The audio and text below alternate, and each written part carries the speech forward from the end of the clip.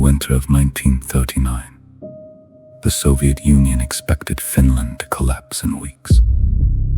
The Red Army arrived with tanks, artillery, and overwhelming numbers.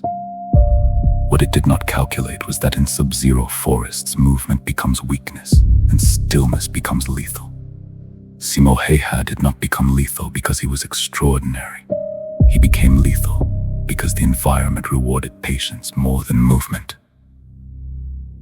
In the winter of 1939, the Soviet Union invaded Finland expecting rapid victory.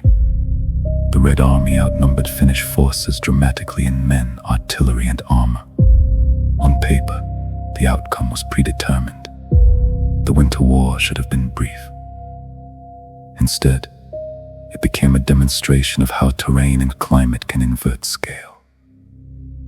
Häyhä was a farmer from rural Finland, accustomed to long winters and forested isolation. When war began, he served as a sniper along the Kolar front. The forests were dense, the temperatures often below -40 degrees Celsius, and daylight hours were short. In such conditions, technology did not guarantee dominance. Familiarity did. Sniping is often mythologized as instinct or brilliance. In practice, it is geometry and concealment. Häyhä understood snow not as scenery but as material. He packed it tightly in front of his rifle to prevent muzzle flash from spraying loose powder into the air. He wore layered white camouflage. He remained motionless for hours, reducing breath vapor by holding snow in his mouth so condensation would not reveal his position. These were not dramatic innovations. They were incremental adjustments to eliminate visibility.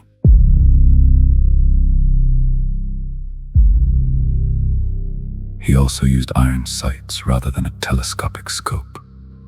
A scope required raising the head slightly higher, increasing exposure.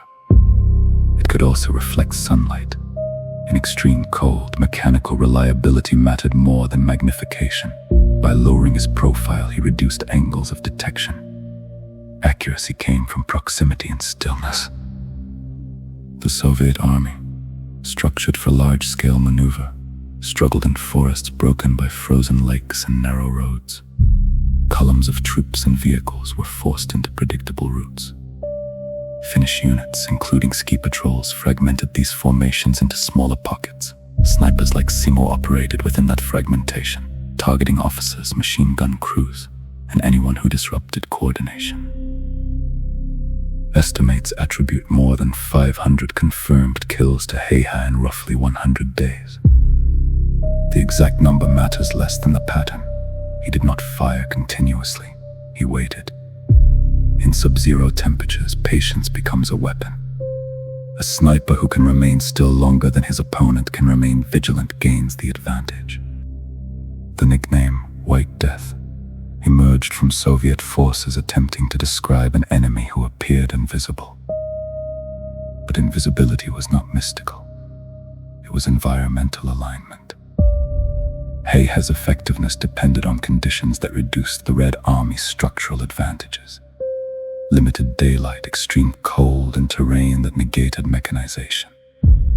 His near-fatal injury in March 1940, when an explosive bullet shattered his jaw, illustrates the fragility beneath the legend. He survived after multiple surgeries and regained the ability to speak and eat, but his career as a sniper ended abruptly. The myth persisted. The system that produced it dissolved when the war concluded. What makes Häyhä significant is not individual heroism.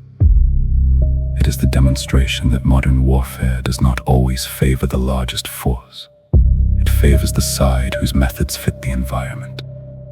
In the forests of Finland, centralized command and heavy equipment became liabilities. Decentralized, small unit tactics thrived.